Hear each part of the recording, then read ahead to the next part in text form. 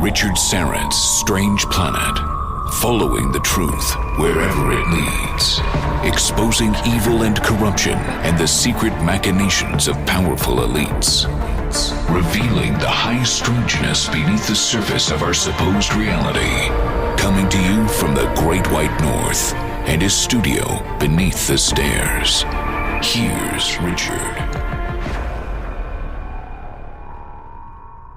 Welcome to the Audio Imaginarium. Come on in, weary traveler, hang your cloak on a peg, grab a stool, and come warm yourself by the fire. There are stories to be told, and you are among friends. The technical producer is Carlos Cagina, and the live stream producer is Ryan White. Please check out my YouTube and Rumble channels, Strange Planet.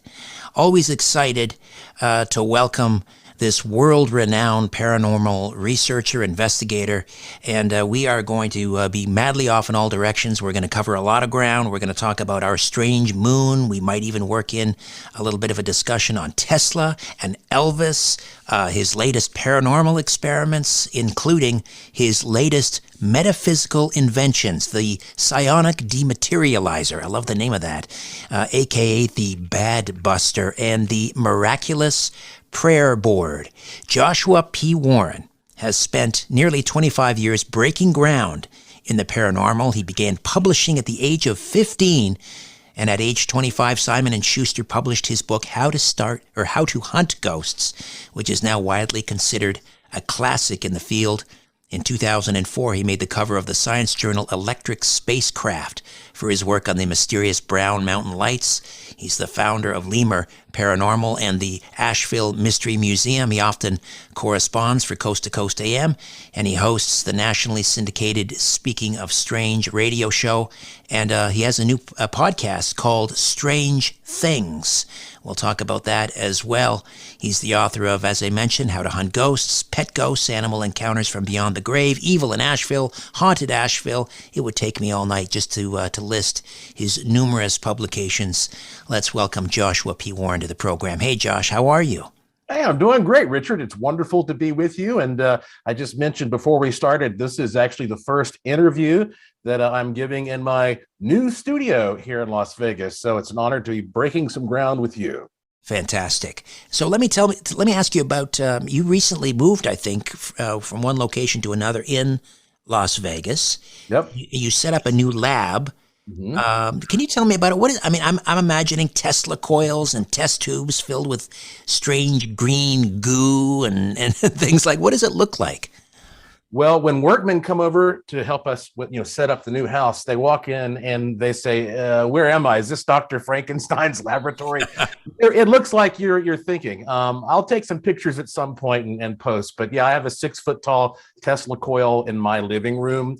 I have tons of Van de Graaff machines. There's one behind me right there. And in fact, this new house that I bought, it's much, much bigger. So I now have space not just to live in, but I've got space for the studio, for the workshop, for the new lab, and a special lab that I'm going to be talking about later on this year, which is devoted entirely to paracymatics and sigil research. And then, it's great because I've got some play area out here. I've got a swimming pool out back. It's a perfect little environment for me. And yet, as if that weren't enough, as I was looking at real estate here in Las Vegas, I saw that there is this incredible paranormal hotspot for sale. And I couldn't resist. And so I bought this additional land. And do you want to get into that right now, or do you want to say? This is the one near Area 51, right? Where else is Joshua P. Warren going to buy property? I mean, you have a place out in Puerto Rico, like in the middle of the Bermuda Triangle, so obviously you're going to buy near Area 51. Well, I guess it was about 4 or 5 years ago. I was heading to Area 51 and by car, and I was using the differential time rate meter, which was a new device designed to help us measure time anomalies. I was the first person who got to test this out. It was invented by my friend Ron Heath, who is a Silicon Valley engineer. And as I was on the way to Area 51, I was stopping on the side of the road and just taking measurements. And I found this one spot where time slowed down by a fraction of a second. And that was astounding. It's not supposed to do that. I think now we're finding it's not as uncommon as it was just 4 or 5 years ago. But still, I mean, this made national news. And so I started going out to the Area 51 location a lot. And I realized that there was one spot in particular. It's right off the extraterrestrial highway. It's not far from the Little Alien, and but it's off the road a good way. So it's very, very quiet and isolated. And this is a spot where every type of paranormal manifestation you can imagine has occurred. Everything, including apparitions, cryptids, time slips, all kinds of UFOs and abduction scenarios. It's one of those places where the Paranormal Man carvings have been found, which is, Paranormal Man looks like an alien that was carved only around Area 51 thousands of years ago in various locations. So anyway, this is sort of a huge natural hot spot. And I saw when I was looking at real estate that property had just come up for sale. And I immediately got on the phone and I bought it cash right then and there. Okay. I didn't even hesitate. I couldn't believe that I got this land. I was waiting for that deed every single day to get into my hands just to, to prove that I wasn't dreaming this. So I now own this land, and I don't want to say exactly where it is yet. It's multiple acres, so it's plenty of space. And because this is a natural paranormal hotspot, I have decided it is time for me to create this machine that has been in my head for years that I intend to operate at this location to enhance what is naturally occurring there and to, for better or for worse, attempt to open a portal or some kind of an interdimensional doorway there. And it kind of reminds me of how Nikola Tesla went to build his Wardenclyffe Tower in New York, this big 200-foot tall tower. Well, my machine is not going to be that big. The first version of it may be 6 to 10 feet tall, but I'm taking every single thing that I've learned, and I've been doing this stuff almost 30 years now. I'm taking everything that I've learned about physics and metaphysics and psionics and psychotronics and radionics and ancient secret technologies that have been rediscovered. I'm combining all of this together with sacred geometry into this machine, which should work in harmony with the forces that are already there. And if it does what I expect it to do, then we are going to have the most clear and powerful evidence of other dimensions and a paranormal phenomena that has ever been documented. And I'll be honest with you, Richard, I am a little afraid. I mean, I know there are people who are going to say this is very irresponsible. You shouldn't do it. You don't know what's going to happen. And there's some truth to that. But I think that if I do this, I can do it gradually. So if I start to not like what I see, I can ramp it back down. Right. Yeah. It sounds similar to, didn't George Adamski build something like that out near Joshua Tree in the desert? Yeah, there is an Integratron, which is a giant building out there. And so, there have been similar kinds of things done. This is not going to be a building, though. It reminds me a lot of a Tesla coil, and it's some of its overall appearance, but it works very, very differently. And I've got a name for it. It's a great name. I think it's going to be a very, very memorable name when I finally tell people about this, but I'm not sure how long it's going to take me to create it. I figure it will take me a minimum of a year, possibly 2 years at the most, because there are some exotic components that I have to gather to make this work. I may have to travel to some other parts of the world and get some things. I'm not sure yet. But my friend, my friend C. Eric Scott is a great filmmaker in Washington, D.C. And he's won lots of awards, and we've worked together on all kinds of shows on the History Channel and Travel Channel and Nat Geo.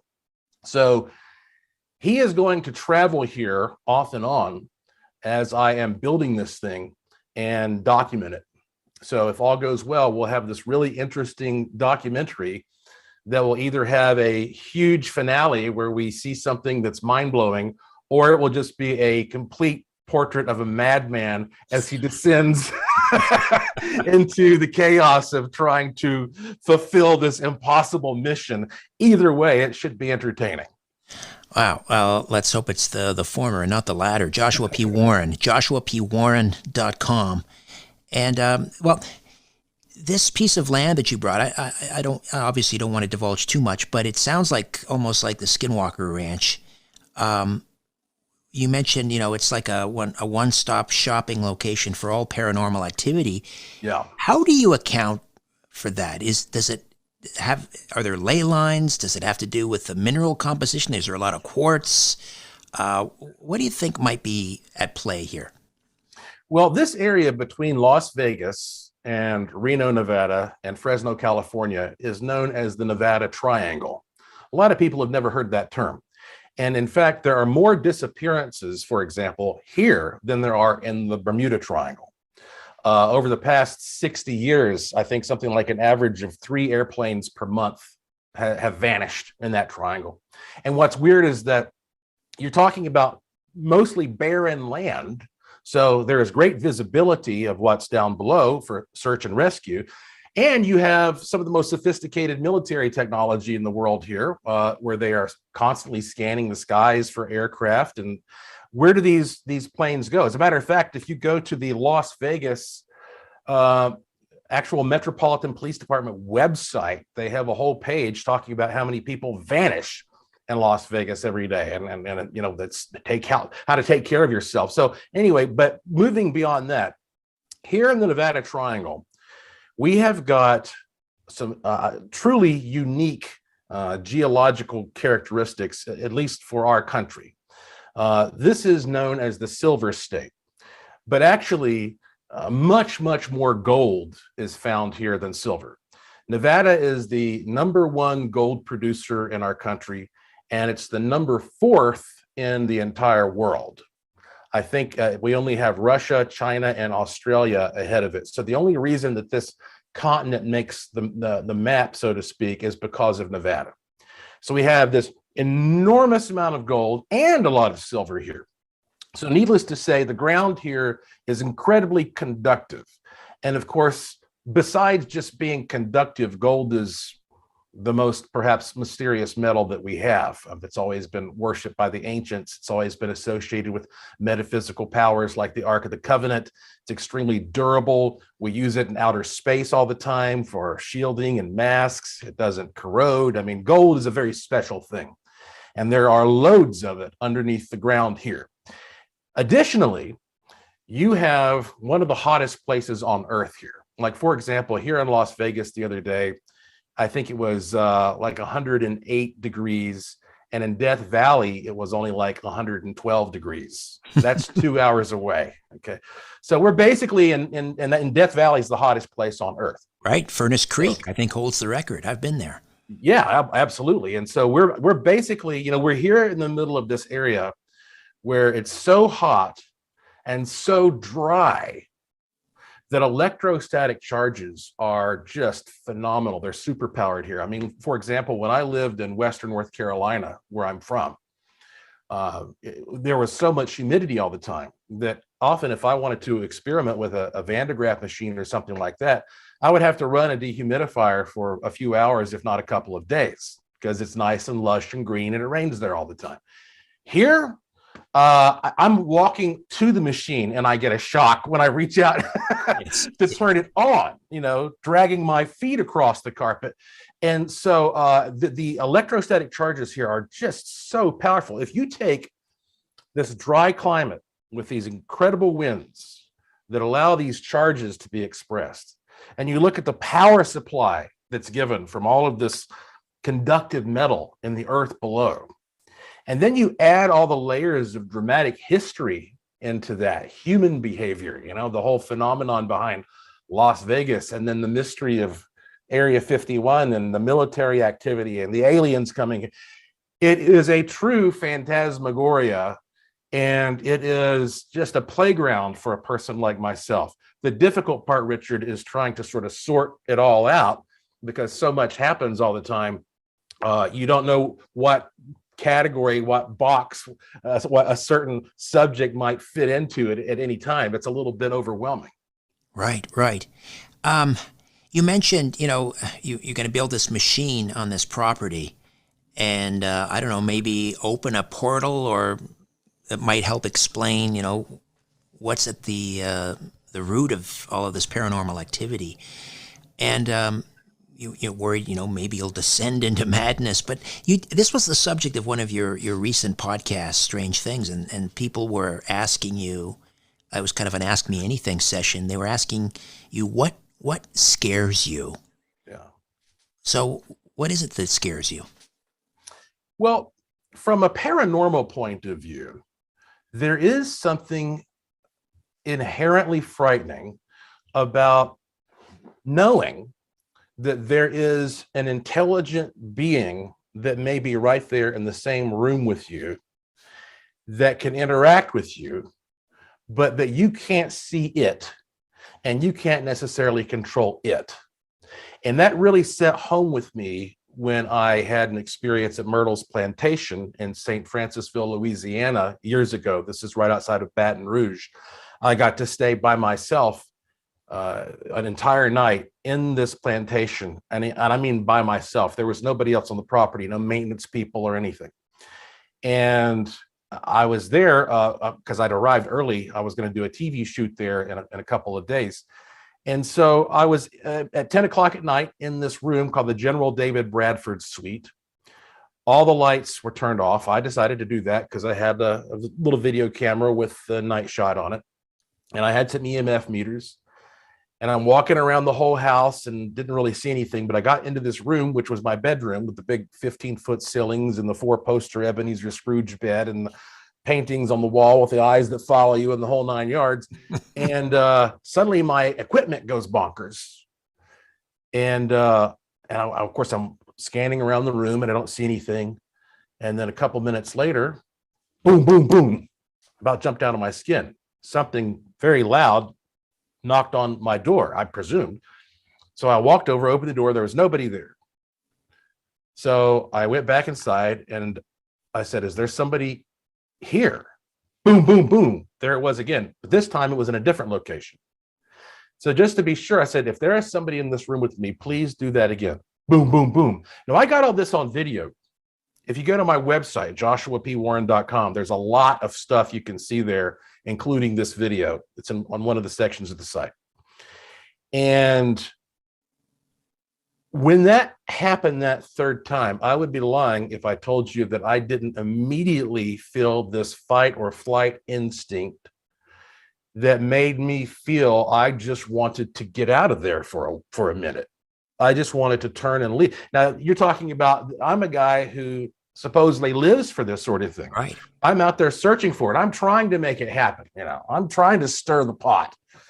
And then when something like that finally happens, it's so shocking that it's life altering, because once I gathered myself, and I didn't run, I stayed there. This went on for hours, and I would ask this thing, okay, well, knock on this, knock on that. And this, I was clearly interacting with an invisible being that was intelligent in that room. And it always would knock in threes. I didn't know why. I tried to communicate with it. I'd say knock once for yes and twice for no. And it wouldn't do it, always in threes. I found out later that according to one of the traditions in that area, if there's a spirit that always raps in threes, it's evil. Oh, because dear. It's mocking the Holy Trinity. Ah, right, right. I don't know if that's true or not, but that's what they said. So anyway, this went on until 8 o'clock in the morning, when finally it woke me up, because I was worn out, and it banged on the headboard of my bed. And that's the only time I think I've ever asked a ghost to please stop, because I'm there to document them. That still bothers me sometimes, because if I go to a haunted hotel room, I don't like staying in the haunted room, because I'm fine seeing a ghost when I'm kind of ready for it. You know, when I've got the camera and I got the gear and I'm on the clock. Right. You don't want to do it in your spare time. I don't want to wake up in the middle of the night and have one of these phantoms standing next to the bed. And I know that happens. And as a matter of fact, I think oftentimes these beings, they come and they feed off of you while you're sleeping. They take your dormant energy while you're relaxed, and they somehow feed from that. So that does scare me. And there are times when, you know, in the middle of the night, I'll wake up and I'll start kind of get a little bit freaked out because I feel like there's something in the room. And, you know, I have tons and tons of, haunted items. I try not to get cursed items, but, you know, you mentioned that I had a museum for many years. I actually had to close the museum down because it got flooded. But I shipped everything out here to Las Vegas. And so at some point I'll put it on display again. Joshua, sorry, pardon the interruption. I got to take a quick time out. Oh. We'll come back and continue this conversation with the great paranormal researcher, investigator, inventor, author, Joshua P. Warren. Stay with us. In times of economic uncertainty and chaos, your money means nothing. You may not even be able to get it from your bank or ATM. And the money you do have in the stock market will go down and down. What you can bank on is gold and silver. Gold and silver have been a reliable and trusted form of currency for thousands of years. Gold and silver have never been worth zero, and typically gold holds its value during economic turmoil. Call the Gold Hotline now and learn how to protect your money and your assets with gold and silver. And learn how to set up a new IRA or roll over your current one into a gold-backed IRA. Protect your money from the next market crash with gold and silver. Call now for your free gold guide. 800-461-9694. 800-461-9694. 800-461-9694. That's 800-461-9694. Do you owe the IRS $10,000 or more in back taxes? Are you being audited or investigated? Has the IRS sent you a letter demanding payment? You may not owe what they claim. Make this free call to the tax doctor now. Let them negotiate with the IRS on your behalf. 800-626-4512. 800-626-4512. That's 800-626-4512. If you're a diabetic, we have great news. You can end the painful finger sticks with a new CGM. Plus, they may be covered by Medicare, Medicaid, or private insurance. If you test and inject daily, you may qualify.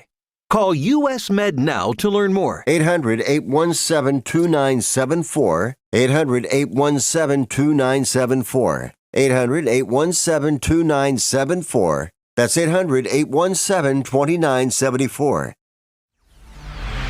This is Richard Syrett's Strange Planet. Follow Richard on Twitter @Richard Syrett. For show information, visit the website strangeplanet.ca.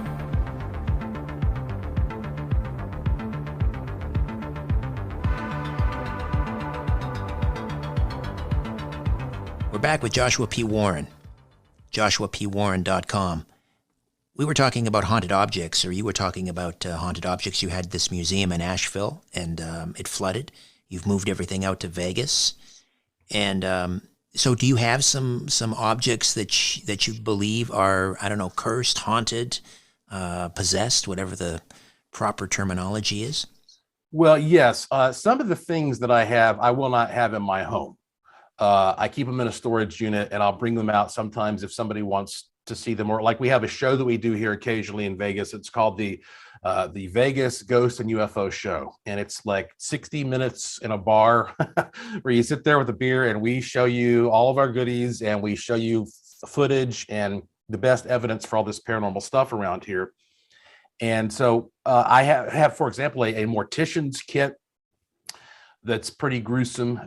It's got, all the good old blood stains and whatnot. And anytime somebody has brought that into their home, all night long, they hear banging on the walls, paintings and things. Like at one point, there was a lady named Missy Hill, and she was the owner before I got it. She actually had this one painting that flew off of the wall in front of her and my sister. when she was taking it out of the house to bring it to me. And the guy who does the show, Nick Weird, he doesn't mind keeping some of these kinds of things in his house occasionally, but I don't like having something like that in my house. On the other hand, two things that I treasure that I keep in my house that I do not usually put on public display anymore. One of them is Dr. Raymond Moody's original Psychomantium mirror. Ah, yes.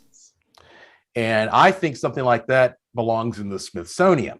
When Dr. Moody was coming up with his book, Reunions, which was the follow-up to his best-selling Life After Life, he sort of pioneered the modern version of the psychomantium technique, where you more or less sit in front of a mirror with dim lighting, and given the proper conditions, people see full-blown apparitions that will appear and move around the room and interact, as if they are fully 3D corporeal figures.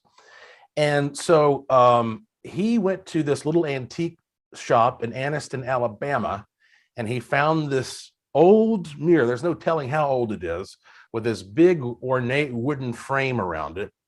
And he bought that, and he painted the frame black with his own hands. And then when that book came out and was a success, he went on tour around the world, and he would teach people the psychomantium method by carrying this mirror with him. He carried this particular mirror all over the world. And he did these sessions where thousands and thousands of people around the world looked into this mirror and had paranormal experiences. And I hired him years ago to come to Western North Carolina and produce a workshop for me there. And it was a wonderful, wonderful time. We had a lot of really important people who came there as guests. Rosemary Ellen Guiley was there, and Ray Buckland, and Martin Nesbitt. And there were a lot of, big paranormal folks who realized that, these are folks who usually would be presenting at a program, at a conference. Instead, they were just coming there to be a part of this, like I was. He trained us for days how to do this technique. And then when he left, there were some people who were staying extra days. And so instead of disassemble the psychomantium room, he said I could mail the mirror to him when they were done. I said, okay, fine. So he and his wife went home. It came time for me to retrieve this mirror. And as a long shot, I contacted him. I said, before I send this back to you, is there any chance you would consider selling this? And he did not want to sell it. But his wife said, she was like, Raymond, we have enough stuff in the house. We've talked about this. It's time to start clearing some space out, And so I felt kind of sorry for him, but she talked him into selling this thing to me. So my wife, Lauren, and we went over. And I still, it's one of those things, like sometimes when I get something like this, I can't believe I own it. It's just like the land I just got near Area 51. Right. So I got this Wagner. It's like the Honus Wagner rookie card. I agree. Yeah. And there's nothing else you can even compare with it. It's so unique. And so, and this is one of those stories that it's just like, it almost gives me goosebumps because it was just so tangible. We got the mirror, and it was out in Black Mountain, North Carolina, at this old bed and breakfast. That's where we did the event. Of course, I wrapped it very well, put it in the trunk of my car, and maybe 5 minutes away is this very popular pizza joint. So Lauren and I decided we would stop there and have lunch. So we pulled up to this pizza restaurant. We got out of the car. We'd taken 2 or 3 steps away from the car, and something goes bang inside of the trunk. And we both stopped. And by the way, you might think with all these stories that I have a really big imagination. Well, I do have a big imagination, but I use my imagination to create fiction most of the time. I write novels and that sort of thing. I don't confuse reality, because that's why I like to document things. I like to record things. And my wife, she's not really that much into the paranormal at all. So we both are like, what was that? And we walk over, and boom, we hear something. Again, I'm thinking like, it sounds like somebody's trapped, and we've thrown somebody in the trunk. Opened the trunk, everything was fine. After that, we took the mirror home, we put it on the wall, and my wife, I never experienced anything too weird around it, but my wife said that a lot of times when I was gone, she would hear people talking in the living room where we had it. And then, of course, she would walk in there and there was no explanation. So she did not like that. But I do have that mirror here. Since I just moved into this new house, it's still packed, so it's not even hung up. The other thing that I have, Richard, of course, is Art Bell's alien statue. How did you get that? Yeah. This is like when you walk in the door to my house, you're greeted by Carville the alien. And the story behind this is so wild. You know, I'll get us started here before we go to our next break. But basically, 4 minutes. We got about 4 minutes. Yeah. So it really began with Rush Limbaugh, because there was a wood carver who lived in, I think, Delaware, who was a big fan of Rush Limbaugh. And this guy, back in the 1990s, he would carve a lot of these wooden Indians for cigar stores. It was very popular back then. And he went to a gas station and saw a Weekly World News that had Rush Limbaugh posed with some aliens. And he got a kick out of that. And so he decided he would carve a wooden alien, and he had some deliveries to make in New York. And so he dropped this 4 foot tall, like 100-pound mahogany alien that he had created with his own hands right there at Rush's studio, and never heard another thing about it for like 10 years. Had no idea whatever happened to it. But what happened is that Rush fell in love with it and started calling it Carville, because he thought the alien looks like James Carville, and he actually does. And so I can see that, yeah. Yeah. And in fact, if you want to see this thing, if you go to artbellalien.com, that's a website that I put up with all of the provenance here for historical posterity, artbellalien.com. And so so he had this thing in his studio, and one day Art Bell traveled to New York for some reason, and Art went into Rush's studio and saw this alien and couldn't believe it and fell in love with it.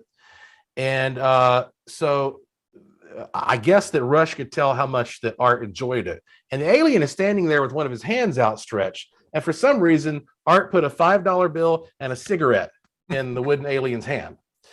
So a few years later, Art Bell was being celebrated at a resort in Marina del Rey, California. I think he might have retired for a while and then came back. He did that a few times, like a dozen times or whatever. But this was one of the times, I guess, when they really took him seriously when he came back. And so he got up on stage with Matt Drudge, and they had like some kind of an interview session with those two. And then, as a surprise, the guy who was the head of Clear Channel at that time, he brings out this alien from the back, and where it had been hidden, and said that this is a gift from Rush Limbaugh to you. They shipped it all the way out here. And so, there's video footage of Art getting up there and hugging it and loving on it. And then Art took this alien back to his studio in Pahrump, where it sat next to him for all of these classic shows he was producing. And in a minute, I'll tell you how that ended up getting into my hands, because it's quite an interesting story, as you can tell. Fantastic. Well, you got a lot of them. You got a truckload of them. Joshua P. Warren, my guest, joshuapwarren.com. When we come back, we'll talk about Carville the alien, how it got from Art Bell's Pahrump studio to Joshua's place in Las Vegas. We'll also talk about the psionic dematerializer. Back with more of our program in about 3 minutes. Don't go away. My trusted sponsor, Get the Tea. is having a sale this month on their Apple Cider Plus and one package of their Life Change tea. What a great combination, considering it's that time of the year to be laying out on the beach or beside a pool in a few less clothes, right? Apple cider not only helps your digestion along with the tea, but it helps your tummy to feel full, to help us cut down on our intake. And don't we all need some of that? Go to getthetea.com to grab that sale this month. I love their tea. It's an absolute priority for me each and every day. This tea keeps my digestion and gut running smoothly. Just brew, steep, refrigerate, and drink. It's that easy. Iced tea and Apple Cider Plus for the summer. Great combination. Go to getthetea.com. Apply code RICHARDJULY to get free shipping. That's getthetea.com and enter the code RICHARDJULY for free shipping. Guys, we've seen so many people making ridiculous money from crypto, but did you know it's easy for you to do the same? The Copy My Crypto membership site shows you the coins that the YouTuber James McMahon personally holds and allows you to copy him. It's like having a big brother who knows what he's doing. You don't need to know a thing about crypto or how to invest, as you simply do what he does. So let me tell you more about James. He runs the Crypto with James YouTube channel, which despite heavy censorship, has over 17,000 subscribers and 1 million views. Since March 2020, he's told his viewers to buy 26 crypto coins. Had you put in $100 into each one, it would now be worth over $53,000. Of the 26 coins, his top pick of the year, a coin called Phantom, is currently up over 440 times from when he said to buy. That one call alone has retired a number of people, including guys in their 20s and 30s. Remember, this is public knowledge. You can go to YouTube and verify this for yourself. So if you'd like to join the 1,300 members who copy James, then stop what you're doing and head over to copymycrypto.com/dollar. Copymycrypto.com/dollar. That's DOLLAR. You'll not only find proof of everything I've said, but listeners get full access for just $1. You can't find this offer anywhere else, but act fast because the offer ends soon. That's copymycrypto.com/dollar. That's DOLLAR. Don't take this offer lightly. He's the real deal. Go visit the site now. The truth will set you free. But first, it will really tick you off. Welcome back to Richard Syrett's Strange Planet.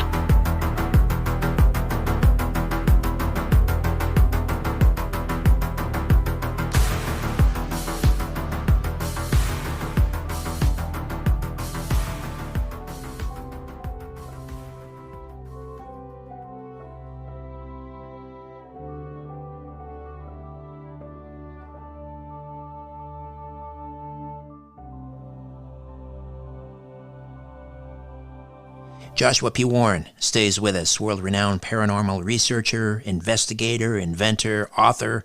So we're talking about this wooden alien head carvel that was carved for Rush Limbaugh. It's given as a gift to Art Bell, of course, on the occasion of one of his retirements. So how do you get carvel? Yeah, it's so odd how all this worked out. So at that time, the alien was in Art's Pahrump studio for years. And then I was living in North Carolina at that time, and I got, I got a job to go shoot an episode of Ghost Adventures for the Travel Channel at the Winchester Mansion. That was a really cool experience. But it was going to be a very busy trip because as soon as I was going to fly from North Carolina to California, and then fly directly from there to Sault Ste. Marie, Michigan, where I was going to speak at a conference, and then come back. So I had all these obligations within this short period of time. When I was in San Francisco, I got a call from Mobius, who is a good friend and producer and business partner. We work on all kinds of projects. And he goes, "You're not going to believe this." He goes, "Art Bell's trying to get a hold of you." Because, Art had interviewed me a number of times, but we didn't talk on a regular basis or anything. And he said, "Art is trying to get a hold of you because he has this alien at his house, and his wife and daughter say it's coming to life at night and running around the house and scaring the bejesus out of them. And that Rush Limbaugh's wife said that she saw it turn its head one time also, and that Art has to get rid of this alien ASAP or he's going to lose his marriage over it. And I said, what have you been smoking? I'm like, yeah, right. Art Bell has contacted me and wants me to have this. He says, I swear to God. And I said, look, I'm not going to believe this unless Art calls me and tells me. About 5 minutes later, Art Bell called me and he told me exactly what Mobius had told me. I wish I'd had my phone recording when that happened. And so he said, yeah, it's got to go. And I said, well, look, I'll pay you for it. And he goes, well, whatever you think's fair. And so I did buy it from him. I didn't give him a lot of money, but I felt it was good to give him some money. And so the problem is he invited me to go to his house in Pahrump and get it. And I would have given anything to have had that experience, but there was no way that I could do it. And he wanted it gone right away because of the TV show and the conference. I couldn't do it. So I sent a friend of mine, a big Coast to Coast AM fan, who's also a director in Hollywood. His name is Jim Castle. He went to Art's house and Art gave him the grand tour. And it was just like, I wish I could have had that day. Art was a wonderful host. He met the cats. Yeah. And Art got down on his hands and knees and signed the base of the alien. We have pictures of all this stuff. Art gave me a handwritten letter with describing how he got it, and he signed it and all that. And then Jim shipped it to me. And for about 10 years, it was in my museum in Asheville, North Carolina on public display. And he was a local fixture. He was on the news and all that kind of stuff in the area. And so thousands of people got to see him in my museum. When my museum flooded, thank God he was not damaged. A lot of my stuff was lost. And so he was then shipped out here to Las Vegas since I moved to Vegas. And so basically think of the journey this thing has gone on. It went from the wood carver's shop in Delaware or whatever to Rush Limbaugh's place in New York. From there to California for the event with Art. From there to Pahrump. From Pahrump to Asheville, North Carolina. And then it came back home again to Las Vegas, where it is right now, sitting in the foyer of my house. But has anyone seen it move, Joshua? Okay. Yeah, that's a good question, isn't it? So here's what happened. And feel free to stop me if we need to, because about 90 seconds here. Okay.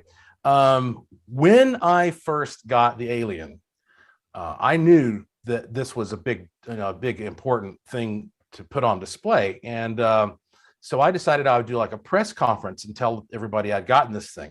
So I put him in the museum, and he had his own special corner.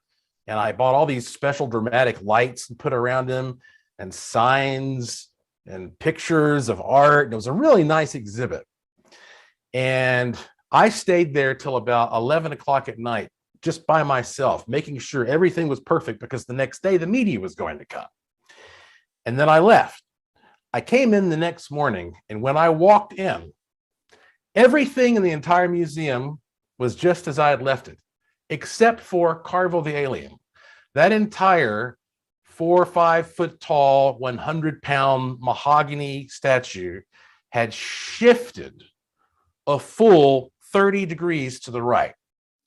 And instantly I was kind of ticked, because I thought, man, I worked so hard to get this right, and somebody came in here and is messing with me. But I checked the security logs. Nobody else had come into that building. I couldn't believe it. I put a camera on him after that 24 hours a day, and I've never been able to document anything strange around him since. Wow. All right. Another quick timeout. Back with Joshua P. Warren right after these. Don't go away. If you're living with diabetes and using insulin, you know the pain of pricking your fingers over and over again. Ouch! Well, by wearing a small remote device called a continuous glucose monitor, or CGM, you can reduce the pain of pricking your fingers. If you administer insulin 3 or more times per day or use an insulin pump, call now and learn how a CGM can help you. Painless. No more pricking my finger. No finger pricks. Convenience. They delivered it free and they took care of all the paperwork. You can reduce pain right away. Plus, it's accurate, easy to use, and helps you spend more time in range. And if you have insurance, you can get a new CGM at little or no out-of-pocket cost. Call now and get free shipping of your new CGM. Plus, we'll bill your insurance for you. 800-817-2974. 800-817-2974. 800-817-2974. That's 800-817-2974. It's time to redefine reality. This is Richard Syrett's Strange Planet.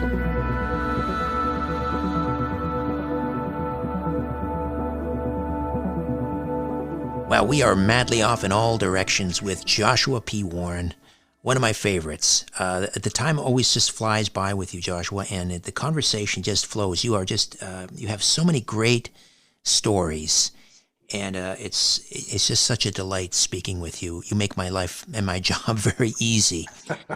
And one of the things that sets you apart, and I've talked to you about this before, and you know this, is that you're garden variety ghost hunter or UFO tracker. I mean, you have a laboratory.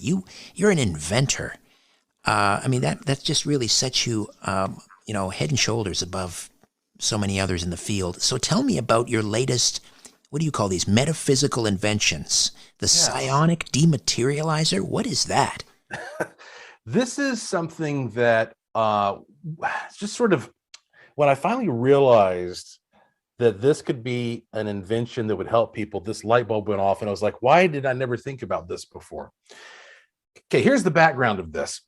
Here in Las Vegas, of course, we're always hearing about the secret technology that's being developed at Nellis Air Force Base and out near Area 51 and Groom Lake, etc. One of the things that they work on most is invisibility technology. They're trying to make all these different craft as invisible as possible. And I mean optically invisible.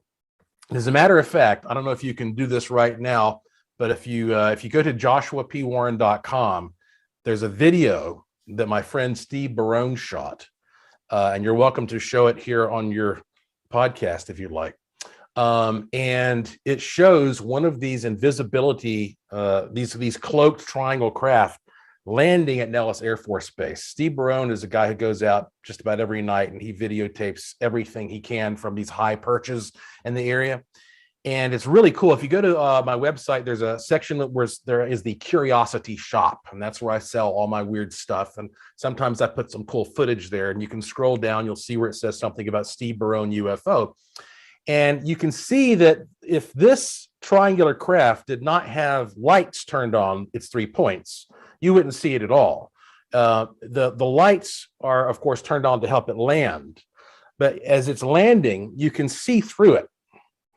And the type of technology that is being used, and there are many types, is sometimes similar to this. This is a type of cloaking material. Yes. This is a plastic that's got a special pattern on it that bends light. So like, for example, if you take, I'm holding up a little figure of a Bigfoot here for those who can't actually see what I'm doing. And if I take this tube of cloaking material and I put it over top of it, you'll see it kind of distorts it and it disappears, right? Right, exactly. This is not an ideal setting for this because I have, I'm in a studio with lights everywhere, but right. You get the idea. Yeah, typically you would be able to see sort of, because the light bends, and I've seen you on your website as well, sort of demonstrate this with what's looked like kind of a shower curtain. Yeah, I was able to go into a busy bar in Las Vegas on a Saturday night and put one of these over my in front of my table, and I was completely invisible all night long. People were walking back and forth by my table and had no idea there was a man sitting there. I did that just to prove the point, and I felt like that in a restaurant, and I didn't even have an invisibility. Being ignored by the waitress, I guess. Yeah, I think I've been in some of those situations as well. So I started thinking, well, okay, if this can essentially take light, this material, and stop it or neutralize it or bend it in some way. Let's use that word neutralize. Let's say it neutralizes the light that's coming from the object inside. Can it do that for other things? Can it do that for thoughts? What happens if you take a negative thought and you place it symbolically inside one of these tubes of invisibility cloaking material? Now we're getting kind of out there in the world of quantum physics and non-locality and radionics, but that's fine. I love dabbling with those things and experimenting. What if I take something that is a negative thing and I represent it and I put it in here? Will it disperse it? Will it neutralize it? And what I did first off is, at that time, I had a very noisy neighbor. And I thought, this is an easy thing that I can work on. And so I wrote down my noisy neighbor and I put it in the tube. Within a couple of days, the neighbor moved out. That was my first indication there was something to this. And then I began to realize that what I did here was very special, because usually if you're trying to manifest something, you think about what you want. And that's very difficult for a lot of people. A lot of people, they say, like, I can't envision what I want. I don't have that kind of imagination. But everybody seems to have no problem envisioning what they don't want, right? Everybody can tell you what their problems are, what they don't like, whether or not they have a solution. And that's when I realized this could be a form of magic for people who don't like magic. And so the idea is, I started putting this little kit together, and it's got a few components in it. So I took a test tube and I put some of this cloaking material all around it. So you got a little test tube of cloaking material. Right. And you take a slip of paper and you put whatever you want inside of it. But you have to put what you don't want. You don't put what you do want, you put what you don't want. Okay. You put what you don't want, you write it down, you put it inside there. But I wanted to enhance this. And at that time, I was studying the Greater Keys of Solomon, which is a grimoire, a book of spells that was produced in Europe in the Middle Ages. Right. And it's got a bunch of seals that represent different types of magic that is supposedly attributed to Solomon. One of them is called the Fifth Pentacle of Mercury. And I have here in my hands a little coin that I had made that's got the Fifth Pentacle of Mercury. And this is supposed to neutralize bad things. Right. There's a close-up of this on the Bad Buster on the screen now. People can see you've got the test tube with the cloaking material around the test tube, and then you've got that coin there we see in the bottom right. And that's the seal. That's the seal of Solomon that's supposed to neutralize bad things and clear obstacles. And so you place this on top, this test tube on top, and then everybody who does all this kind of practicing with gems and crystal power, they always talk about how black tourmaline clears negativity. So I took a little piece of black tourmaline and put it on top of the whole thing and set it aside. And this is what I call the psionic dematerializer, which has now become known as the Bad Buster. There you go. And I make these. That's only available on my website. And I make them in small batches, so you never know if I'm going to have them in stock or not. But I put this thing out there, and I had no idea what kind of a reaction I was going to get, which is usually the case when I make these things. And I think I only made like 100 of them, and they were gone within 24 hours. And then that's when I really became impressed, because all of the emails started coming in from people telling me about success stories. And some of them are pretty touching. Like, one person had a kid that had a bad drug problem, and actually wrote down that, something about that kid's drug problem, and said the kid was able to go through and recover and get out of that lifestyle. I mean, I've gotten tons and tons of people who've said, nothing like this has ever worked for me because I am a negative person. I am a pessimist. But in this case, this kind of turns that into a superpower. It's almost like the more negative you are, the better it works.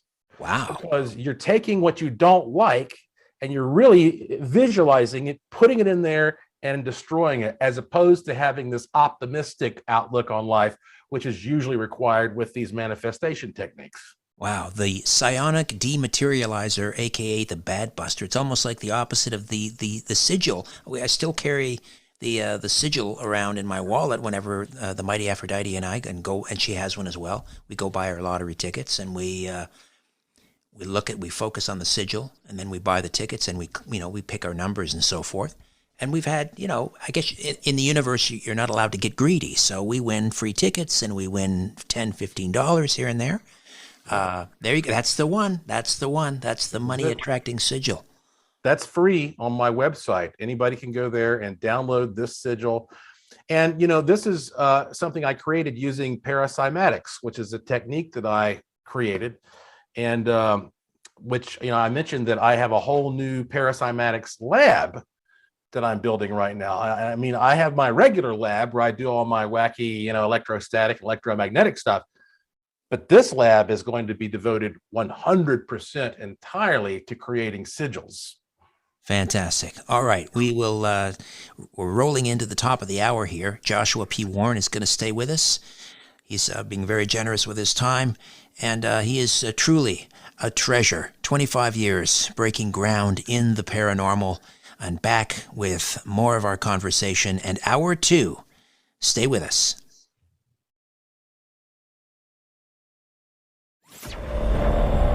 Richard Syrett's Strange Planet. Following the truth wherever it leads. Exposing evil and corruption and the secret machinations of powerful elites. Revealing the high strangeness beneath the surface of our supposed reality. Coming to you from the Great White North and his studio beneath the stairs. Here's Richard. Thanks for inviting me into your home, your long-haul truck, RV, camper, taxi, your parents' well-appointed basement with the simulated wood paneling, electric fireplace, and the painting of dogs playing poker, your loft, that greasy spoon just off the interstate, and your cabin in the woods. Ryan White is the live stream producer. Carlos Kajina is our technical producer. Joshua P. Warren stays with us this hour. He spent 25 years breaking ground in the paranormal. Began publishing at the age of 85. Of course, age 25, he wrote that classic How to Hunt Ghosts. And in 2004, he made the cover of the science journal Electric Spacecraft for his work on the mysterious Brown Mountain Lights. And he now resides in Las Vegas, where he's building a brand new experimental lab and joining us from his brand new studio. Joshua, we were talking about some of your metaphysical inventions. Last hour, we talked about the psionic dematerializer, the bad buster. And tell me about the prayer board, the miraculous prayer board. I have always been fascinated by prayer because prayer is the one form of manifestation that seems to be most embraced by most of the world. What's funny is if I sit down and I start having some kind of a metaphysical conversation with you about how you can manifest things by thinking about them a certain way, some people will be like, oh, that just sounds like a bunch of hooey. But then I say, well, do you ever pray? Yeah. Okay. Well, you're doing the same thing, basically. There are different ways of projecting your thought out there and envisioning it shaping reality, whether that means you think your thoughts are literally going to directly shape physical matter and make a change, or if you think that your mind is connecting with the mind of a greater being like God. It doesn't really matter how you envision that. What matters is that people engage in this practice, and everybody has stories about how this seems to work sometimes. Now, look, some things are inevitable. We all eventually have to break down and die, for example. That's just the way it is. But there are a lot of things that we can change if we have the right kind of mindset. And if you've ever said a prayer, if you've ever said a blessing, then you also have to believe in curses, the opposite end of that. And I've always thought it was really intriguing that so many of the cultures around the world for thousands of years have engaged in prayer by putting their hands together. And when you put your hands together, you're quite literally closing a bioenergy circuit. This is a measurable thing because your body is a big electrodynamic machine. You have all kinds of electrical fields around you, especially coming from the hands. And so when you put your hands together, as if in prayer, there's something special happening there. I don't know exactly what it is, but it feels right, and it's a very powerful gesture, and people have always felt that this was the appropriate thing to do. So I've always been interested in what can you do with that? What can you put between these hands here that may somehow enhance this? And then years ago, a guy who is now a friend of mine, he created what he called the miraculous prayer board. And I said, what is that? And this was a very basic type of circuit that you could put your hands on that would enhance basically your prayers and your manifestations. The engineer's name is Tom Vrillock.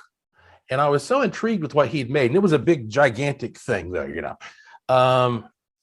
So I went and I flew and I met with him in person. He was living in Wisconsin at the time. And I looked at some of his designs and things, and I said, I want to, experiment more with this. And he's a great fella. He was happy to have me do all kinds of tests. And I finally contacted him and said, I would like to create my own version of this with your permission. And he said, yes, please, as long as I get one, So I took what I had learned from what he was doing and what I discovered in the lab, and I turned it into my version of the miraculous prayer board. And this is a piece of black acrylic. You can see it's not very large. It's I guess maybe like 6 inches by 6 inches. Right. It's a square, but it should really be held in front of someone as a diamond shape. Right. And there is there's a copper there's a copper line that goes across the board, and there are a couple other little copper rays, and these are absolutely conductive. So for example, if you take a battery and an LED light and you place the battery on one end and the LED light on the other end, it will light up the LED. Okay. So this is a conductive circuit. This is electrically conductive. So what you do is you put your thumbs on either side of the device. These are the thumb plates. And so you're completing that circuit that you would complete when you put your hands together, except now you're completing it through this device. Right. In the middle, it encounters two interesting things. First, we have a gold hexagon. This is actual authentic 18 karat gold. Oh, wow. And so this goes back to what we were talking about last hour with gold being a very special type of conductor with metaphysical properties. And then right in the middle of the gold, we have a piece of high quality quartz. And quartz crystal is a natural transducer. And so transducers are able to take an electrical field or an electrical current, and they turn it into a physical vibration and vice versa. So that is to say, if you apply electricity to quartz, it resonates. And if you put pressure on quartz, it produces electricity. Okay, that's interesting. That reminds me of I've seen incidents of ball lightning around railroad tracks are quite high because you've got you've got all that rolling steel wheels on steel tracks, and if there's quartz there, those are the conditions, I guess, to create ball lightning, right? Absolutely. I think at Brown Mountain in Western North Carolina, where we have the Brown Mountain lights, it has a lot to do with the fact that that mountain is largely composed of what they call cranberry, granite, and quartz crystals. And you can walk along and you can just reach down and pick up like gigantic pieces of quartz. There's also a lot of magnetite up there. If you walk around and you drag a magnet on the ground behind you, you'll pick up all kinds of stones. And so it's sort of like a big battery or big capacitor. Okay. And so what I think is happening here is that whatever circuit is being connected that would ordinarily be connected through the hands directly is instead passing through this circuit, and it is resonating this crystal on some level, which is actually creating a physical transmission, a physical broadcast of some sort. In fact, this is the most basic form of broadcasting. When you were a kid, you probably played around with crystal radios. Sure. Yes. And, it's the same concept there. A crystal radio does not take a battery. All you need is a coil and the right type of circuit with the crystal and little earpiece, and you can hear the radio without any electricity being involved directly. Now, there actually is electricity, but it's the waves, it's the electromagnetic waves that are producing the resonance in the crystal. So I think it's very similar to that. This is a passive device.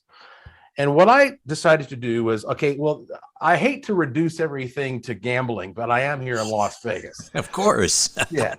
And so I occasionally, I like playing all the different kinds of games. I do it very moderately. Otherwise, I would have been broke a long time ago, I'm sure. But some of the most interesting games to me are the table games like roulette or craps, where supposedly you're just up against the laws of physics. Right. If you sit down in front of some like an electronic slot machine or something, I mean, you're always suspicious as to what's going on inside of this computer that has been programmed by human beings. But so I like seeing if you can change the odds with a roulette wheel or with a craps table, which is, of course, where you're just throwing the dice. And so I created this prayer board. I sat down, and I don't think there's anything wrong with praying for money or winnings. I mean, we have to live using that. I mean, so what, I didn't create the system. We all have to have money to live. So exactly. Yeah. So I sat down and I said, I really want to win a lot of money. And I went into the craps table, played for about maybe a little over an hour, and I won more money than I have ever won in my entire life playing craps. Now, you didn't take the prayer board into the casino with you, did you? No, I took it into my car and I sat there in the parking lot of the casino and I meditated with it in the parking lot. Ah, okay. Yeah. And then I went in, and I mean, it was, I usually don't talk about how much money that I win. My accountant advises me not to do that, but it was thousands and thousands of dollars. Wow. And I started with $100 bill. And so since then, okay, I said, all right, what else can this thing do? Now, here's what I do, Richard. Every single day before I walk out the door, I keep one of these next to my door. And I just pause before I'm going out the door. And I take a moment, I put my thumbs on it, and I just envision the kind of day that I want to have. And even if it's just for 30 seconds.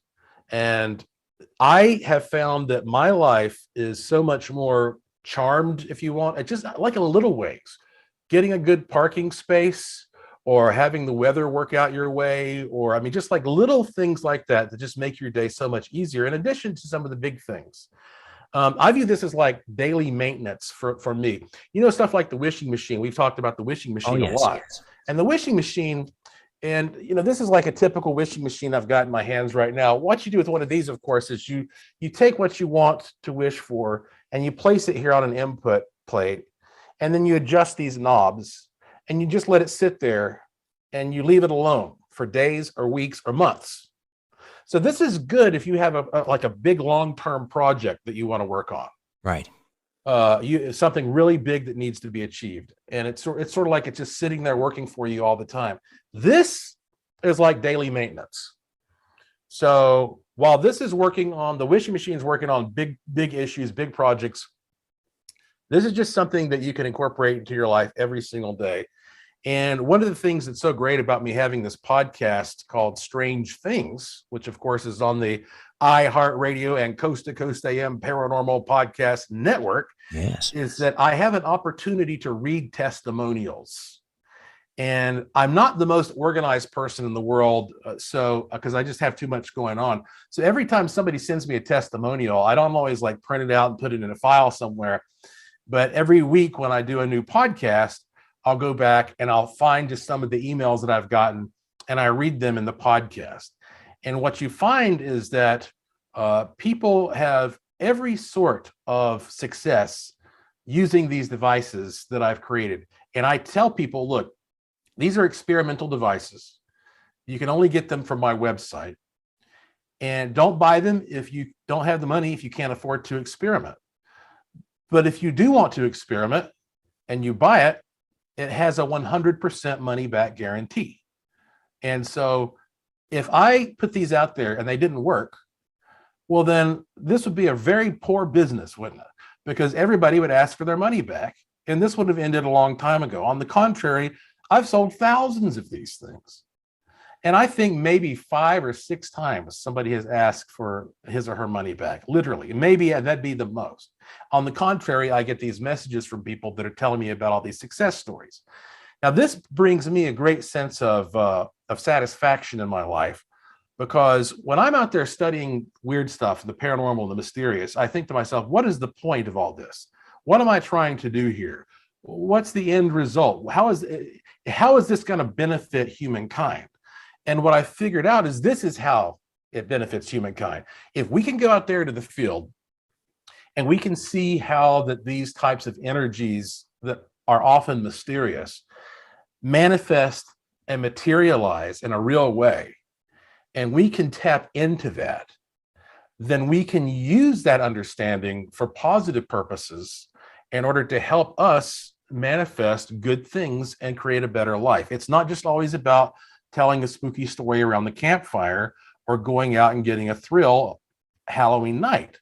What we're talking about here is understanding the mind-body-environment relationship, whether it's spooky or not, so that ultimately we can have fun learning.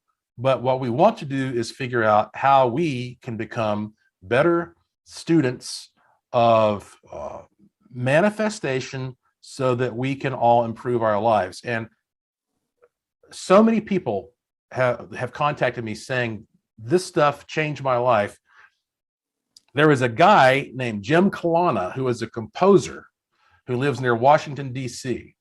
And he wrote this big, long letter, said I could read it on my podcast, about how his life was falling apart and he felt very lost. And, he just went on and on. He read my book, Use the Force. He got some of my devices.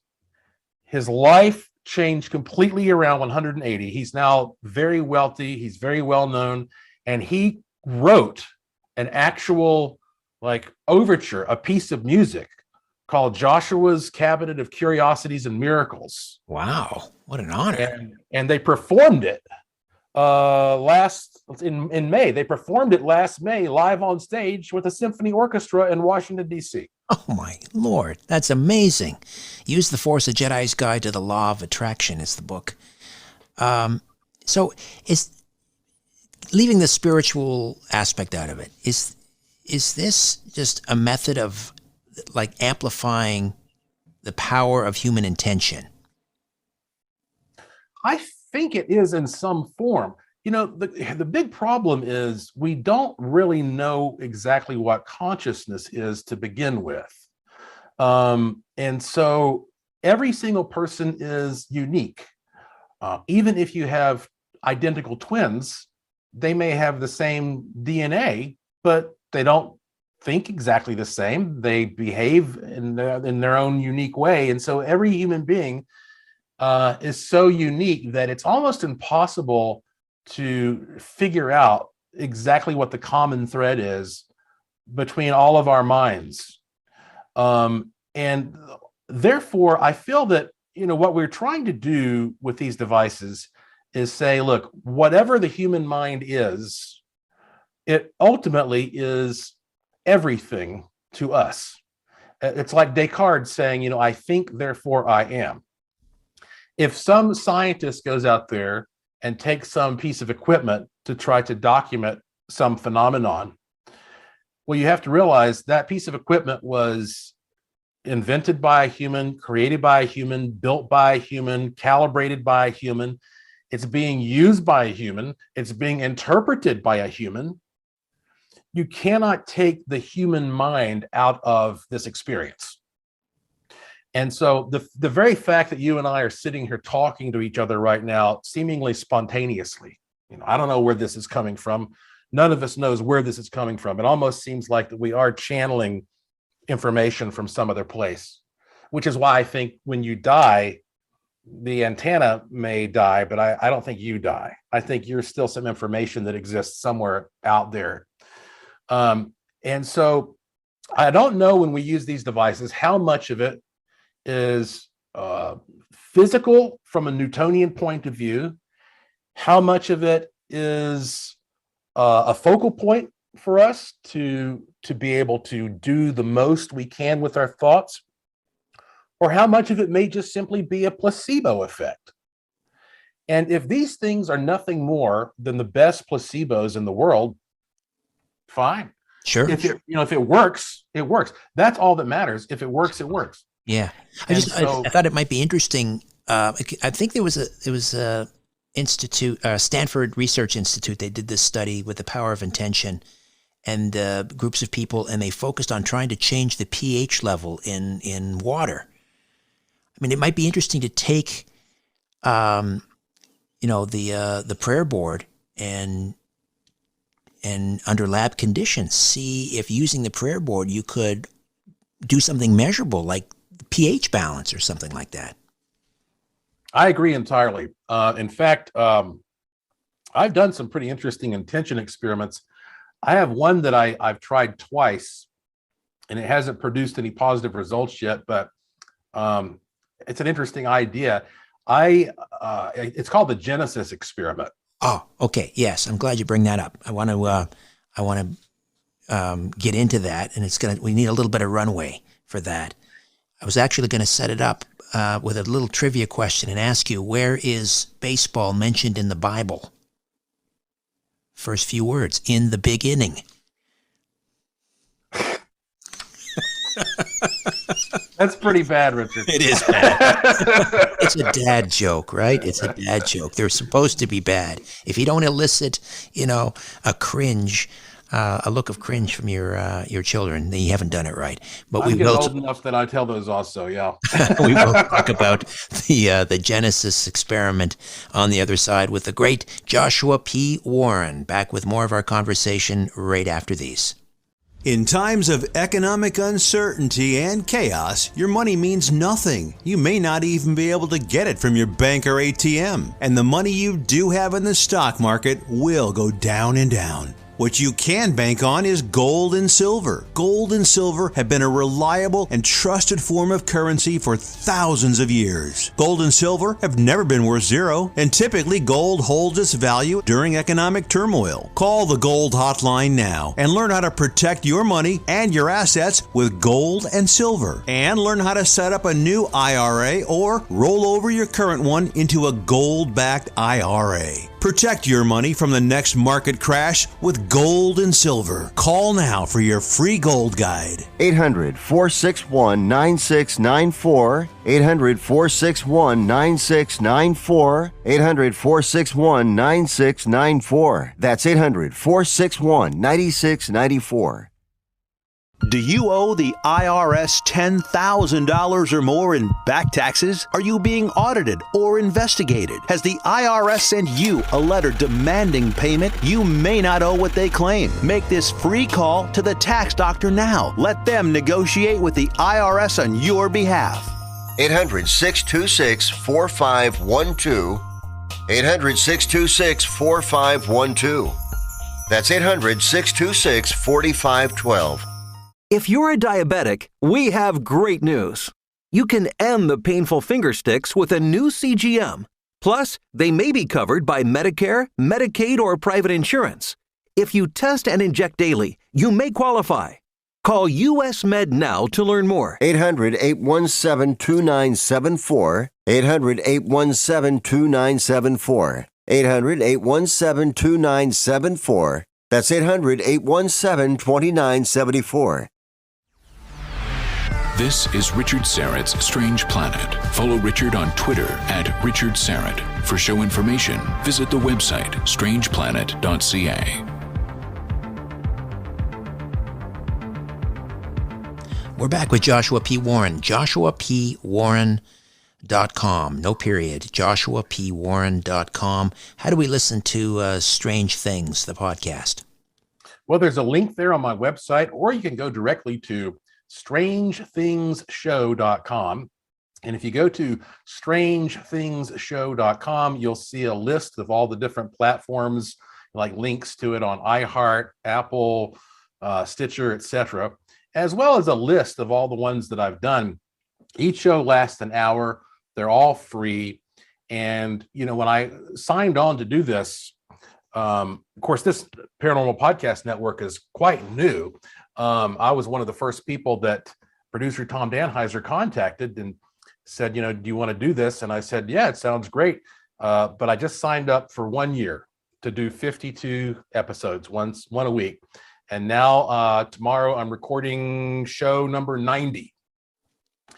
And so it's done.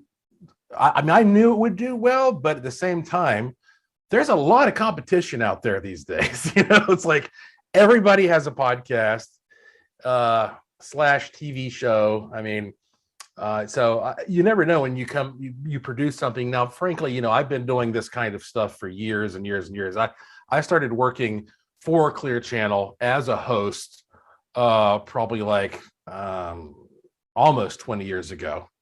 And I did that for a long time. And then when I finally just said, I don't have time to do this live radio thing anymore. And then because I was traveling to Puerto Rico and doing all that kind of stuff. And then I started moving into podcasting. So fortunately, I have an audience that's kind of stuck with me through all these different forms. And so now, Strange Things is doing extremely well. And I'm just going to keep on doing it until somebody gets tired of it. And the other thing is most of the episodes I've heard, no guests. It's just you for talking for an hour about your experiences and your latest projects. And, to be able to do that, not a lot of people can pull that off. Just, one person and a microphone, and you do it so well.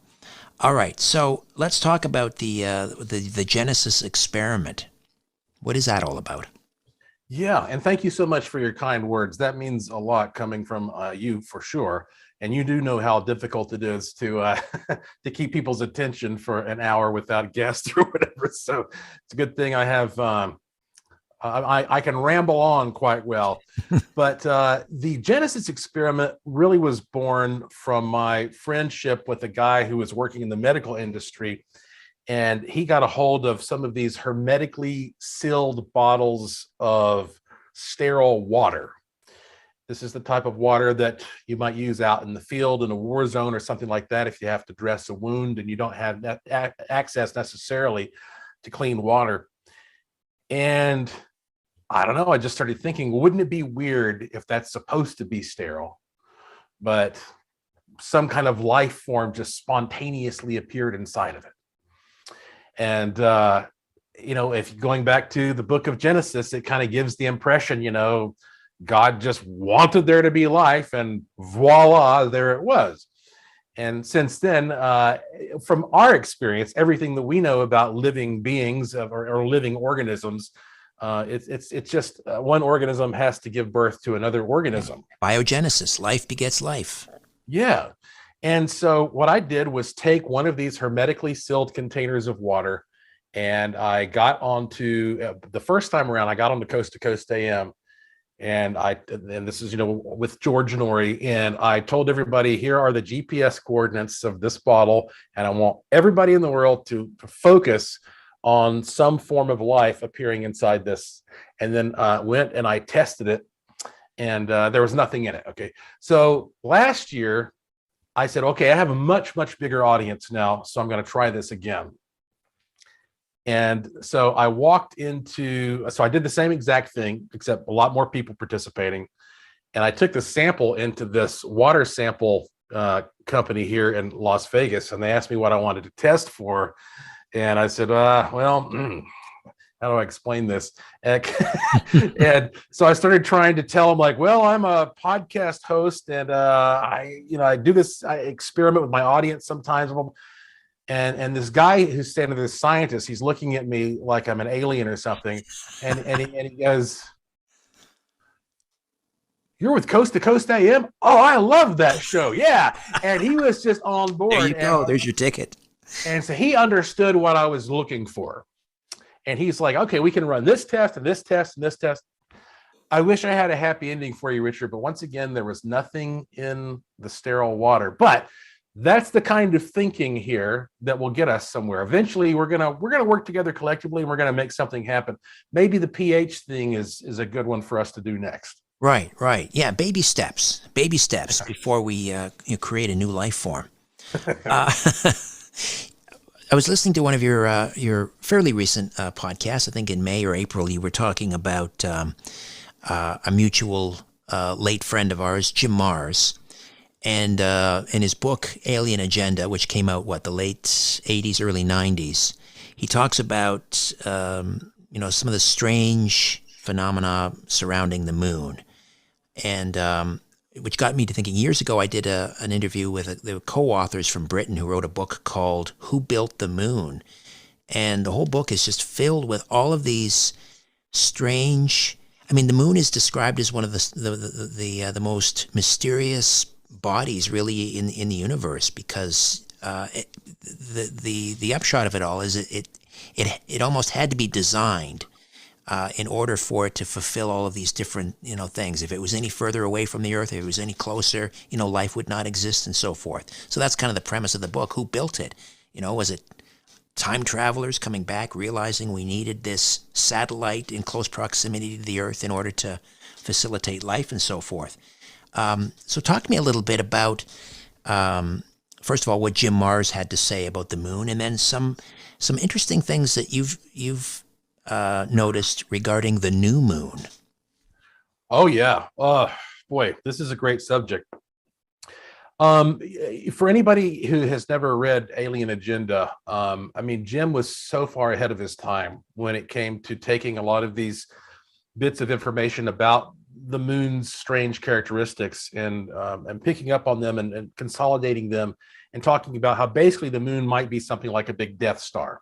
A lot of the stuff that he talked about in that book was considered hogwash by the mainstream, and now every bit of it has come true. He said that when the moon is hit by a meteorite, it rings like a bell. That's been proven over and over again.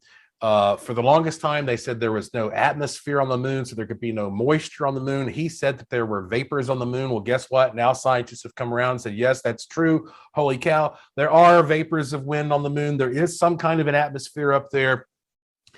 And Jim was one of the most interesting and influential people that I ever met. I mean, his brain was like an encyclopedia. I can't believe how he remembered so much. And we had great times together. I knew him very well. I spent the night at his house, and he spent the night at my house. And I mean, like, he was a very, very deep thinker with a body of knowledge that was unparalleled. And I really wish he was alive right now to tell us what the hell is going on, because he'd get a kick out of seeing what's happened to the world right now.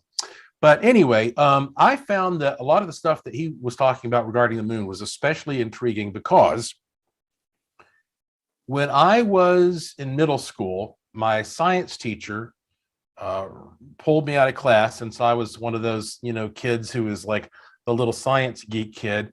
And she introduced me to this man named Charles Yost, who lived in our area. And he was a retired NASA Hall of Fame engineer. He was one of the inventors of memory foam, which we now think of as Tempur-Pedic foam that is used on all the space shuttles and stuff. He made a fortune off of that. And he was a spacecraft designer on the Apollo missions, including the one that sent men to the moon. So he wasn't just some, guy in the janitor department. I mean, he was a spacecraft designer. And he had a laboratory in Western North Carolina, back up in the mountains. He had a big pyramid on top of it. And he was the guy who really taught me a lot about electrostatics and Wimshurst machines and Van de Graaff generators and Tesla coils. And he had all that stuff. But he was a very strict scientist, a very no nonsense guy. And I was the one who was always trying to look for an angle between like this ghostly stuff we're seeing in the lab and what people are experiencing out in nature. So I was always a little bit afraid to ask him about things that were too weird, because I thought he might think I was being flaky. But one day when I was probably about, I don't know, I wasn't that old. I was probably like maybe 18. I said to him, and I'd known him for years already. I said, so what do you think about these people who say that, we didn't even go to the moon or whatever? You got to be real careful bringing that subject up to NASA people. Oh, that question must have been burning a hole in your pocket for years and years. Now is the right time. Yeah. I'm gonna take a quick time out. We'll come back. And we'll discuss your conversation with Charles A. Yost, Apollo engineer, on the other side. Joshua P. Warren stays with us. JoshuaPWarren.com. Back with more right after these. I call it the miracle molecule, carbon 60 or C60 for my good friends at C60evo.com. And I take a tablespoon every morning. It delivers more than 172 times the power of vitamin C. C60 is a known antiviral, antioxidant, antibacterial, anti-inflammatory. It's a remedy that works. C60 Evo users consistently enjoy better sleep and wake up feeling refreshed. This alone is worth the cost of the bottle. I sleep like a baby. I have no aches or pains. Zero. I'm 58 and I don't have a gray hair on my head. Get your miracle in a bottle, C60 from C60evo.com/Richard-Serrett. C60evo.com/Richard-Serrett. Use the coupon code EVRS at checkout and save an additional 10%. This statement has not been evaluated by the FDA. This product is not intended to diagnose, treat, cure, or prevent any disease. If you have a medical concern, please contact your healthcare provider.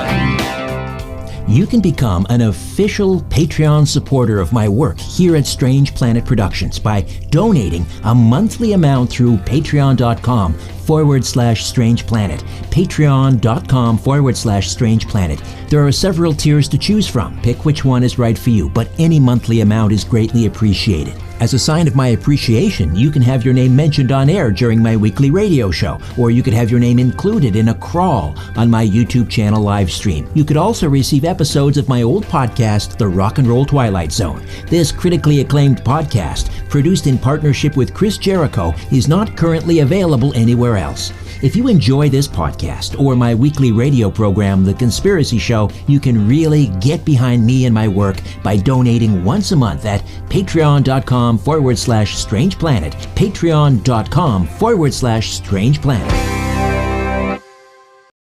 The truth will set you free. But first, it will really tick you off.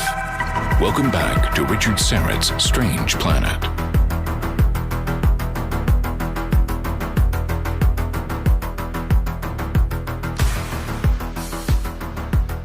All right, Joshua, you were telling us about Charles Yost. This was your mentor growing up. He was a NASA engineer, worked on the Apollo project. Finally, after all these years, you get the nerve to ask them the Lollapalooza question. You know, did we actually land on the moon? Yep. So kind of held my breath. And he one of the things that was really weird about talking to him is you'd ask him a question, and sometimes he would just he'd sit there and look at you or just stare off for like 15 seconds before answering. Very strange man. Just so you know, it's not relevant, but he had a white beard, no mustache, and he always wore a little black beret.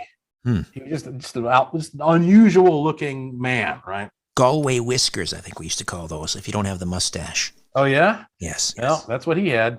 And so he looked at me and he goes, I want to show you something. It's like, okay, I hope this is going to be good.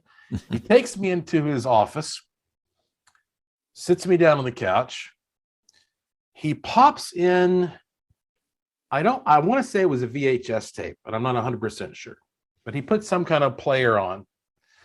And here I am looking at footage that NASA had shot flying over the surface of the moon.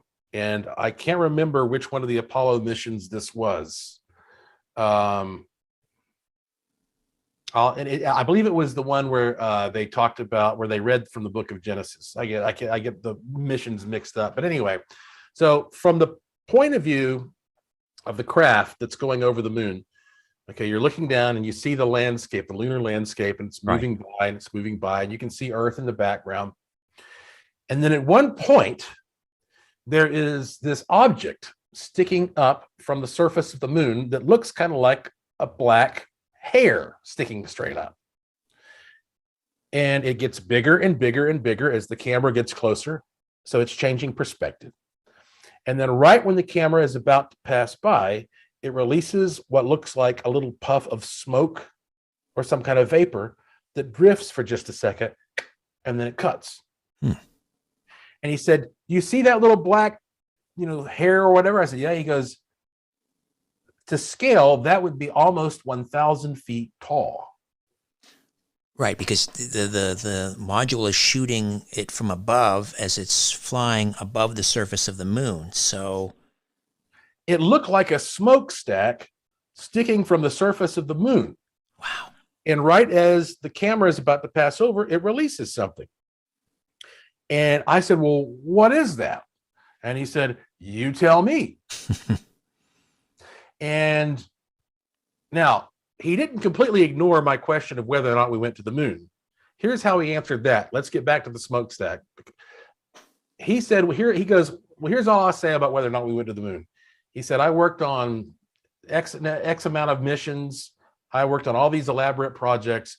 And he says, that mission is the only one where everything just went perfectly right. It almost went too perfectly well. So he left it at that. But as far as this smokestack is concerned, so I said, well, has this ever been put on the internet? And he said, no. I said, well, may I please put this on the internet? Pretty please? And he said, well, it's not really mine. You know, he had gotten it somehow, but he says it's government footage and it's not classified or anything as far as we knew. So he said, sure, go ahead, put it out there. So I put it on my website and I went on Coast to Coast AM and I talked about this. And I don't think I've ever been harassed so immediately and severely as I was in the weeks, dare I say months after this. Yikes. And it wasn't, and I didn't put it out there and make any claims about it. I described it just like I've described it to you. Okay. I don't know what this is. Here's what it looks like. You go and you look at it for yourself and see what you think. Okay.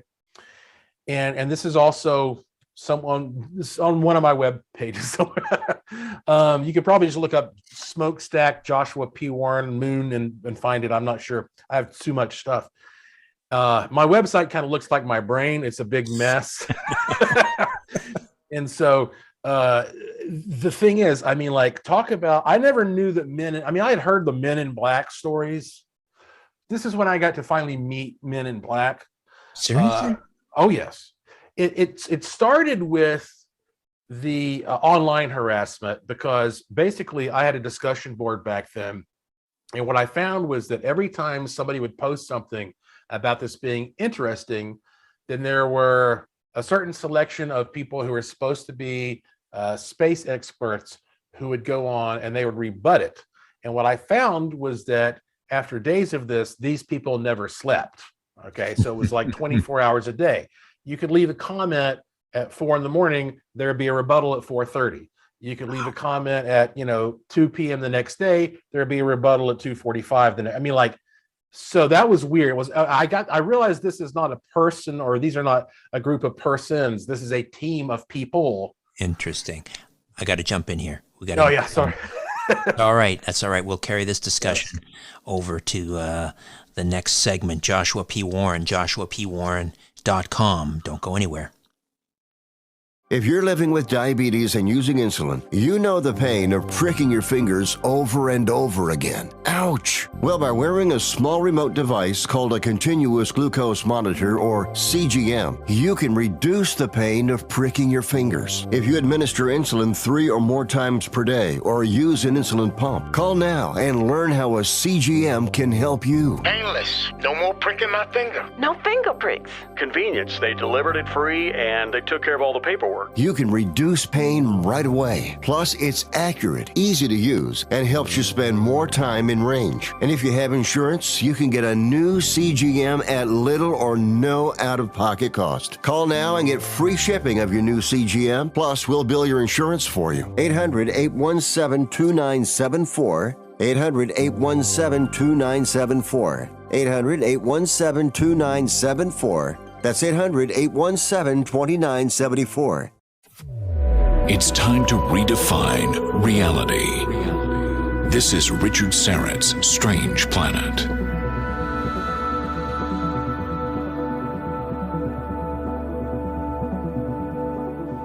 All right, a few minutes remain with paranormal researcher, investigator, inventor, author Joshua P. Warren, joshuapwarren.com. So This black hair coming out of the surface of the moon, which might be or seems to be some sort of a smokestack. This is in video footage that was given to you by your mentor Charles Yost, who was a NASA engineer, worked on the Apollo project. So this lunar module flying over the surface of the moon sees what looks like a black hair, puff of smoke comes out.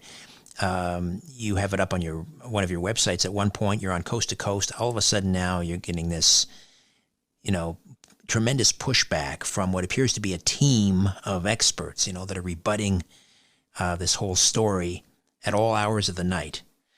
So did you ever, meet any of these people eventually? Did they make themselves known? Yes. So in less than 48 hours, my telephone stopped working. And I lived out in the country and I had a landline, but I'd never had any problems with it before.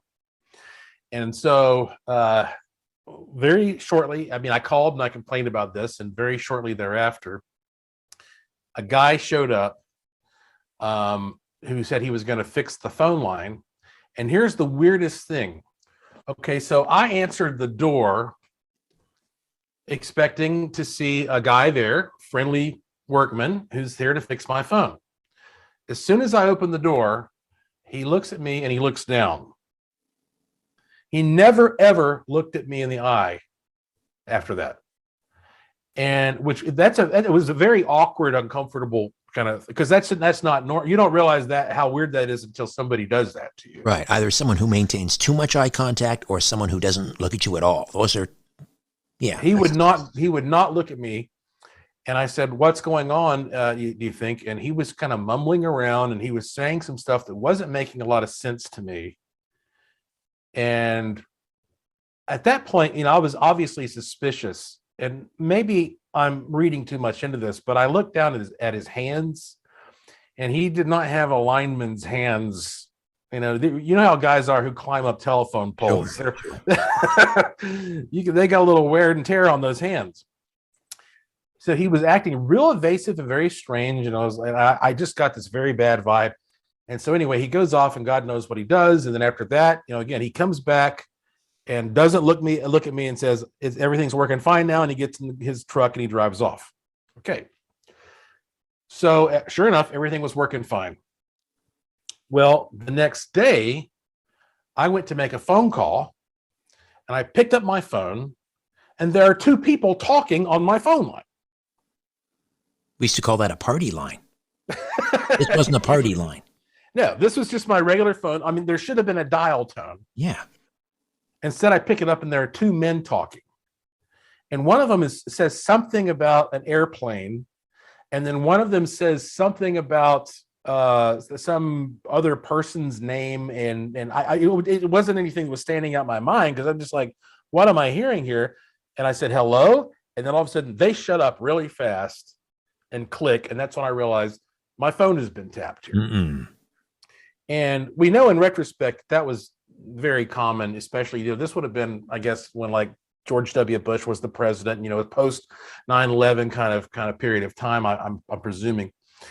And so because it took me a while before I actually had the nerve to post some of this stuff on the internet. And then the Men in Black showed up. The first time this was, again, probably within that 48-hour period. I went to Denny's, and it wasn't like in the middle of the night or anything. And I went into a Denny's with a friend, and we sat down, and a couple of minutes later, a couple of men came in, and they weren't literally dressed in black. But the weird thing is they both had, and I noticed this when they walked by, they both had big, thick, unusual looking black wristwatches on. And they had the kind of short cropped hair. Right. And they went over and they sat in the booth right next to us. And after that, for about a month, anytime I would go to a restaurant or a bar, I would look over and see one of these guys with the big thick black wristwatch. That was the common denominator. And I always thought to myself, James Bond is supposed to be slicker than this. You're supposed to have some little like hidden microphone somewhere, or you slip a an olive in my martini that's going to broadcast the conversation. But no, I mean, I don't know what technology.